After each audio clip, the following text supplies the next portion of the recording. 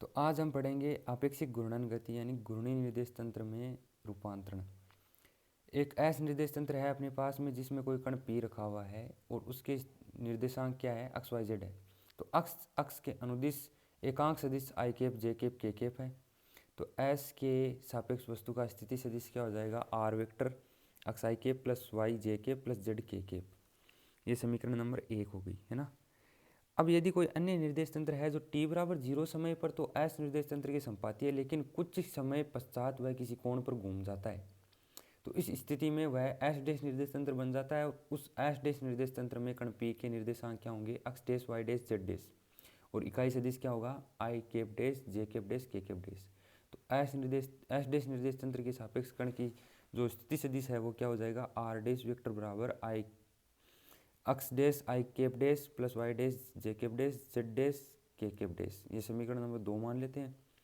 अब आपको पता है कण P तो हिल रहा नहीं है, ये जो निर्देश तंत्र है वही हिल रहे हैं, तो कण P की स्थिति नियत है तो उसके जो स्थिति सदिश हैं वो भी समान ही होंगे।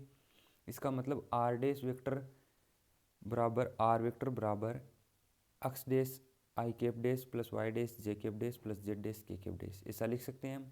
इसे समीकरण नंबर 3 दे देते हैं।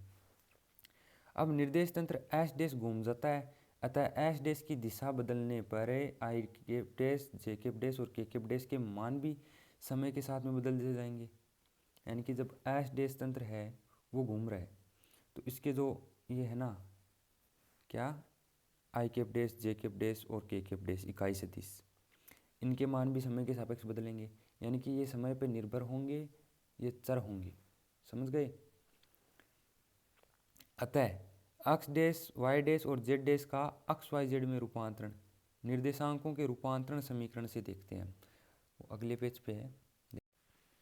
अब देखो ये हमने निर्देशांक रूपांतरण का जो टॉपिक किया था ऊपर पिछले वीडियो में, उसमें ये समीकरण निकाले थे हमने, और ये त्रिविमीय निर्देशांक रूपांतरण में ये निकाले थे हमने। तो वही के वही यहाँ पे लिखे हैं निर्देशांक रूपांतरण समीकरण से, ठीक है। और ये जो हम पढ़ रहे थे उसका है चित्र।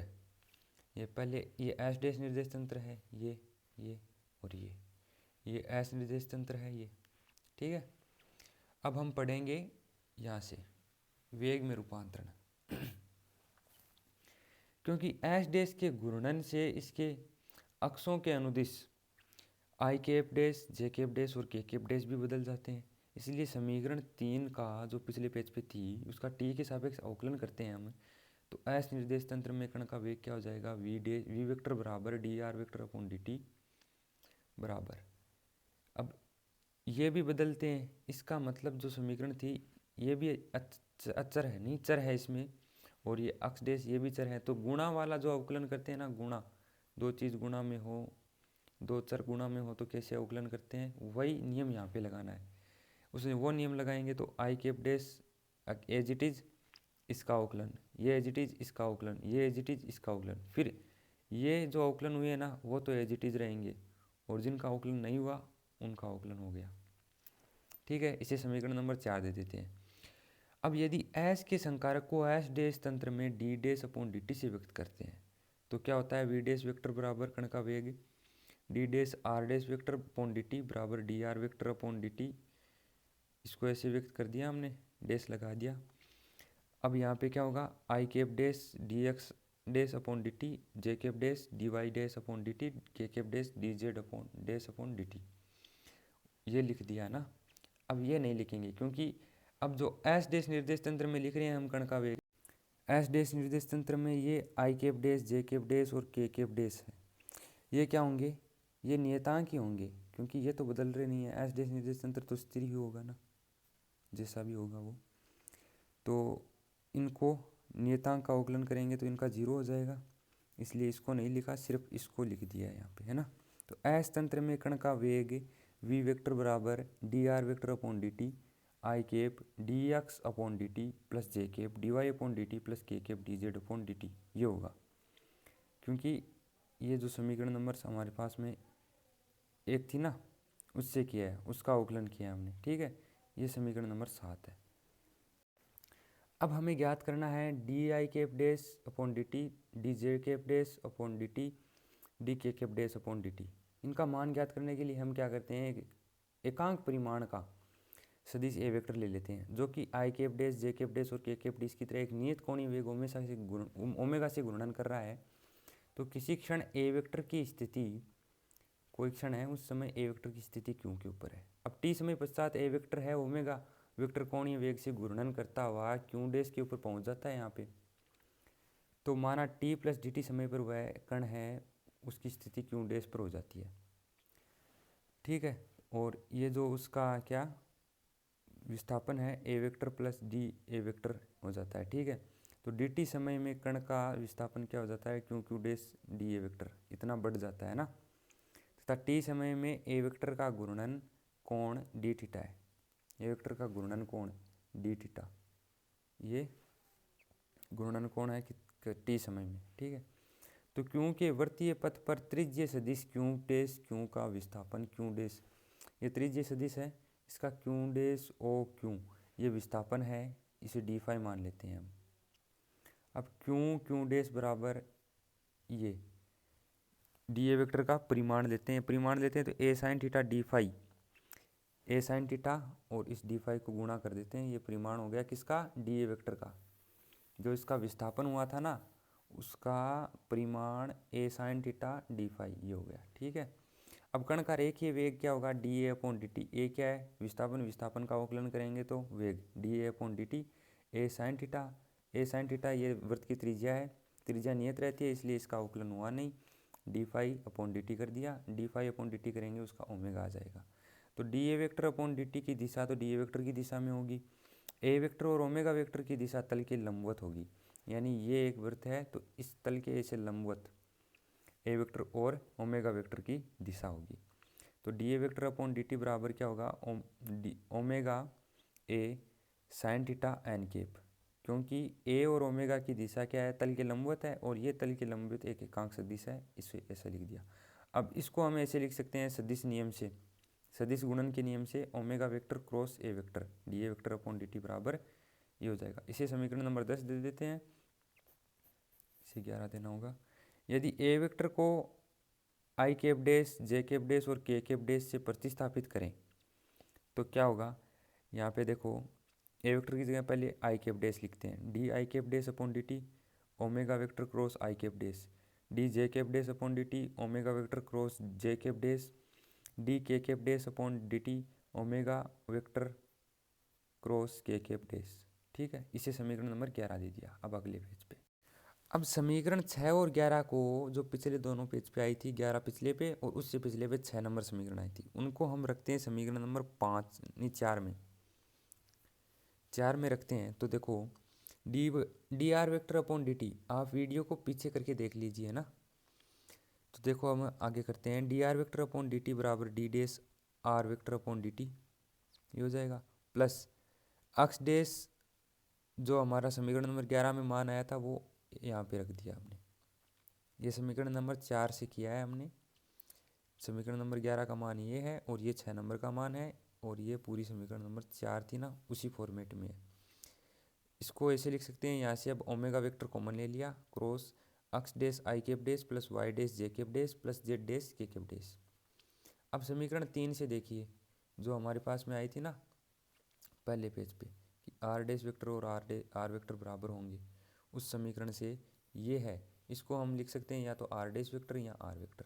तो हम लिख देते हैं आर वेक्टर, इसको आर वेक्टर लिख देते हैं और ये वी डैश वेक्टर हो जाएगा, ये वी वेक्टर हो जाएगा क्योंकि विस्थापन का अवकलन करेंगे तो वेग आएगा।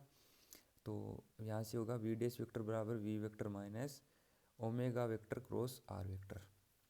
यह है घूर्णी तंत्र में कण के वेग का रूपांतरण समीकरण, इसे रेखीय वेग और कोणीय वेग में संबंध भी कहते हैं, ठीक है। 13 नंबर समीकरण है। अब हम कहते हैं त्वरण का रूपांतरण। त्वरण का रूपांतरण इक्वेशन 12 दोनों निर्देश तंत्रों में स्थिति के परिवर्तन की दर के रिलेशन सदिश को व्यक्त करती है। ये जो ऊपर समीकरण नंबर 12 है ये दोनों के दोनों निर्देश तंत्रों में स्थिति के परिवर्तन की दर को, मतलब स्थिति के परिवर्तन की दर है उसमें संबंध बताती है और सभी सदिशों के लिए ये वैध भी होती है। अतः इसे संकारक समीकरण के अन्य रूप में व्यक्त कर सकते हैं हम। देखिए कि D R vector upon D T, ये क्या थी हमारे पास में समीकरण नंबर 12 ऐसी तो थी, तो इसको हम इस फॉर्मेट में लिख सकते हैं। ये समीकरण 12 है, इसको हम इस फॉर्मेट में लिख सकते हैं। डी यानी कि आर वेक्टर है वो कॉमन ले लिया बाहर, ठीक है। अब ऑपरेटर क्या हो जाएगा, d upon D t, r vector से आर वेक्टर काट दिया, ये ऑपरेटर है। अब निर्देश तंत्र एस में कण का त्वरण ज्ञात करने के लिए इस ऑपरेटर को प्रयुक्त करते हैं, तो ए वेक्टर बराबर डी अपॉन डी टी, ये समीकरण 12 का मान इस ऑपरेटर में रखते हैं, डी अपॉन डी टी, ये समीकरण 12 का D R upon D T, और D dash upon D T omega vector cross, ये ऑपरेटर का मान है। अब इसमें रख देते हैं ये, यानी कि जैसे अवकलन करते हैं ना हम, वैसे ही किया है। इस ऑपरेटर के सापेक्ष इसका अवकलन कर दिया, ठीक है। इस ऑपरेटर के सापेक्ष इसका अवकलन कर दिया हमने, और कुछ नहीं किया है। तो यहाँ पे ये मान आ जाएगा D R upon D T, और ये मान यहाँ पे आएगा, ये अवकलन में है यहाँ पे, ठीक है। अब अगले पेज पे देख, तो d dash upon D T plus omega vector cross d dash are vector, वो आर वेक्टर यहाँ पे था, उसको अंदर गुणा में ले लिया वापस। अब पहले इसको और इसको गुणा करेंगे, तो ये है अवकलन, ये अवकलन में आ जाएगा, तो अवकलन में आ जाएगा तो d square r upon D t square हो जाएगा। फिर इसका इससे करेंगे तो ये d dash upon D T omega vector cross are vector, इसको इससे गुणा करेंगे omega vector cross d dash are vector upon D T, इसको इससे गुणा करेंगे तो ये आ जाएगा, ये भी ए वेक्टर ही है। अब यहाँ से ए वेक्टर बराबर D dash square r vector upon D t square, यहाँ क्या होगा d dash omega vector upon D T, ये क्रॉस आर वेक्टर, प्लस फिर ओमेगा वेक्टर को एज इट इज रख दिया और D dash are vector upon D t रख दिया, प्लस ये एज इट इज। अब ये जो है ओमेगा, ओमेगा कांस्टेंट है तो इसका मान 0 हो जाएगा, और ये दोनों जुड़ जाएंगे एक जैसे हैं, इसलिए ये अगला स्टेप ऐसे लिख दिया, ठीक है। फिर ये है ए डैश वेक्टर बराबर में, और इसका ये से लिख दिया हमने कि स्थिति का 2 बार हम अवकलन करते हैं तो त्वरण आ जाता है, इसलिए त्वरण रख दिया। ये कण पी का एस डैश घूर्णी तंत्र के सापेक्ष त्वरण है, ये एस के सापेक्ष त्वरण है, और ये D R vector upon D T क्या कर दिया हमने वी डैश वेक्टर, ठीक है। और इनको ऐसे लिख दिया omega vector cross are vector, इसे समीकरण नंबर 15 दे दिया। इस समीकरण में क्या है कि 2 गुणा omega vector cross we dash vector, इसे कहते हैं कोरियोलिस त्वरण, और इसे कहते हैं अभिकेंद्रीय त्वरण। तो इसका ये समीकरण ऐसे हो जाएगा, कैसे, A vector A dash vector बराबर, इनको दोनों को इधर ले आते हैं, तो A vector minus 2 omega vector cross we dash vector minus omega vector cross are vector, ये त्वरण का रूपांतरण समीकरण कहलाता है, समीकरण नंबर 16, ठीक है। अब हम पढ़ेंगे बल का रूपांतरण। इसमें देखिए कण के द्रव्यमान को समीकरण 16 में दोनों ओर गुणा कर देते हैं, तो यहाँ पे एम ए डैश वेक्टर, इसको हो जाएगा एफ डैश वेक्टर, और एम ए वेक्टर का f vector minus 2m omega vector cross we dash vector minus m omega vector cross are vector, इसे एज इट इज रख दिया। अब ये है, इसको पूरे को हम लिख देते हैं एफ ए वेक्टर, ये समीकरण नंबर 17 है। ये जो एफ डैश वेक्टर है एम ए डैश वेक्टर, ये घूर्णी निर्देश तंत्र एस डैश में प्रेक्षित बल है। अब अगले पेज पे देखते हैं, एफ वेक्टर बराबर एम ए वेक्टर स्थिर निर्देश तंत्र में प्रेक्षित बल है ये, ठीक है। और minus m omega vector cross are vector, ये अपकेंद्रीय बल है। पीछे के ऊपर वाली जो समीकरण थी उसमें देखा था, ये स्टेप है अपकेंद्रीय बल। ये अपकेंद्रीय बल निर्देश तंत्र के घूर्णन के कारण कण पर लगता हुआ प्रतीत होता है, लेकिन वास्तव में ये लगता नहीं है, और ये एक आभासी बल है, प्रेक्षक को लगता हुआ प्रतीत होता है बस। और माइनस का 2m omega vector cross we dash vector, ये कोरियोलिस बल है, ये भी आभासी बल है, कण के ऊपर लगता नहीं है, लगता हुआ प्रतीत होता है ये। यदि ओमेगा वेक्टर और वी डैश वेक्टर के मध्य कोण थीटा है, तो कोरियोलिस बल क्या हो जाएगा, एफ सी बराबर माइनस का 2m omega we dash sine theta n cap, ये कोरियोलिस बल हो जाएगा, ठीक है। क्योंकि ये दोनों क्रॉस प्रोडक्ट है, क्रॉस सदिश गुणन है इन दोनों का, सदिश गुणन ऐसे ही होता है, फिर माइनस का 2m एज इट इज और omega we dash sine theta, ये omega vector cross we dash vector का सदिश गुणन किया तो ये इतना आया। ये एन केप है, ओमेगा वेक्टर और वी डैश वेक्टर के लंबवत एकांक सदिश है। अब इसमें अगर थीटा बराबर 90 डिग्री हुआ तो कोरियोलिस बल अधिकतम होगा -2m omega we dash n cap, और थीटा बराबर 0 डिग्री हुआ तो कोरियोलिस बल न्यूनतम मिनिमम होगा 0। ठीक है, अब हम पढ़ेंगे आभासी बल। वह बल जो किसी कण पर वास्तव में नहीं लगता है बल्कि निर्देश तंत्र के त्वरित गति के कारण लगता हुआ प्रतीत होता है, उन्हें आभासी बल कहते हैं। और ऐसे ही निर्देश तंत्र अजड़त्वी होते हैं। निर्देश तंत्र की त्वरित गति के कारण लगता हुआ प्रतीत होता है ना, तो वो निर्देश तंत्र अजड़त्वी निर्देश तंत्र होते हैं, और इनमें न्यूटन का पहला और दूसरा नियम वैध नहीं होता है। ठीक है, यदि कण पर जड़त्वीय निर्देश तंत्र में वास्तविक बल एफ आर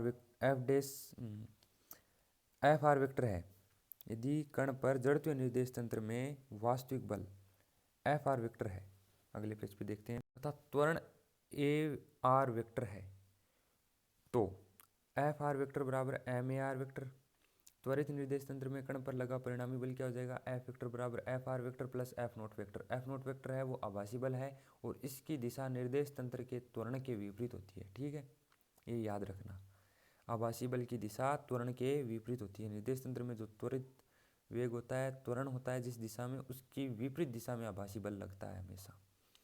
इसको हम एम ए वेक्टर लिख सकते हैं, इसको m a r vector minus m a naught vector, m से एम कट जाएगा सभी, और ए वेक्टर बराबर a r vector minus a naught vector. उदाहरण के लिए हम देखते हैं कि त्वरित वेग से गतिशील लिफ्ट है, उसमें आभासी बल अनुभव किया जाता है। तो इस लिफ्ट में आप देखिए, इस लिफ्ट में आप देखिए कि ये लिफ्ट है, इसमें ये एक कोई कण वगैरह रखा हुआ है। इसमें एक तो भार गुणा ये जो गुरुत्वीय त्वरण है, वो इतना तो भार नीचे लगेगा ही नहीं, बल या भार जो भी है वो इतना तो नीचे लगेगा ही। और ये द्रव्यमान गुणा त्वरण, ये आभासी त्वरण है, ये जो आभासी त्वरण ऊपर है इसका मतलब आभासी बल नीचे लगेगा। तो वो आभासी बल और जो उसका गुरुत्वीय बल है, वो दोनों का योग वो परिणामी या प्रभावी भार होगा इस वस्तु का। ठीक है, और इसमें ये जो आभासी त्वरण नीचे की ओर लग रहा है, इसलिए इसमें ये जो एफ नोट यानी कि एम ए वेक्टर, ये आभासी बल है, ये ऊपर लगेगा क्योंकि इसमें आभासी त्वरण नीचे है, और ये जो गुरुत्वीय बल है वो नीचे लगेगा, यानी कि ये भार इसमें से ये भार घटा दिया जाएगा। तो प्रभावी भार क्या हो जाएगा, एफ बराबर एफ आर प्लस नहीं माइनस, नहीं प्लस ही होगा यहाँ पे, तो plus F A vector F A, ये प्रभावी भार हो जाएगा। और एम जी माइनस क्यों आया, क्योंकि ये जो भार है वो विपरीत दिशा को व्यक्त करता है, माइनस चिन्ह है, विपरीत दिशा को व्यक्त करता है, क्योंकि ये जो आभासी बल है इसकी दिशा विपरीत है ना इसके गुरुत्वीय बल के। ये क्या है, गुरुत्वीय बल है, ये आभासी बल है ना, तो आभासी बल की दिशा गुरुत्वीय बल के विपरीत है, इसलिए ये माइनस चिन्ह आ गया। तो यहाँ से ए आई बराबर जी, यदि लिफ्ट स्वतंत्रता पूर्वक गिरे और एफ बराबर 0 भारहीनता की स्थिति होगी, यानी भार कोई है ही नहीं, बल कोई लग रहा ही नहीं है, तो मतलब भारहीनता की स्थिति होगी ना वो। अब हम देखते हैं यदि लिफ्ट ऊपर जाती है, तो लिफ्ट अगर ऊपर जा रही है तो वो लिफ्ट में जो व्यक्ति खड़ा होगा वो अधिक भारी महसूस करेगा। ठीक है, क्योंकि एम जी वेक्टर वो नीचे की ओर लगेगा, plus m a vector m a dash ये भी नीचे की ओर लगेगा, यानी कि ये दोनों बल जुड़ जाएंगे और वो व्यक्ति अधिक भार महसूस करेगा अपने ओर ऊपर, जब लिफ्ट ऊपर जाएगी। जब लिफ्ट नीचे की तरफ जाती है तो ये हो जाता है ए डैश वेक्टर ऊपर त्वरण है, ये ए इधर है, और एम जी भार नीचे लगेगा ही, तो एफ वेक्टर बराबर जो परिणामी बल होगा, परिणामी भार होगा, वो m g minus m a vector होगा। और आभासी बल है वो वास्तविक बल के विपरीत दिशा में काम करते हैं, ये तो हमें पता ही है, हम पीछे कर चुके, हमें पता है। और जब लिफ्ट नीचे की तरफ गति करे और लिफ्ट का तार टूट जाए, यानी कि लिफ्ट बहुत तेज़ी से नीचे की ओर जाएगी, लिफ्ट एकदम स्वतंत्र हो जाएगी, तो इस अवस्था में कण के ऊपर यानी कि कण को भारहीनता महसूस होगी, कण के ऊपर बल शून्य हो जाएगा, कण के ऊपर बल शून्य होने से उसे भारहीनता महसूस होगी, उसे लगेगा अपने अंदर कोई वजन ही नहीं है। तो इस अवस्था में एफ वेक्टर बराबर m g minus m a vector. अतः कण की इस स्थिति में जी और ए ये दोनों बराबर हो जाएंगे, यानी जितना गुरुत्व त्वरण होगा उतना ही ऊपर की ओर भी त्वरण होगा। तो एफ वेक्टर बराबर 0, यानी कण भारहीनता महसूस करेगा। ठीक है, ये था आज का वीडियो। लाइक शेयर सब्सक्राइब कर दो।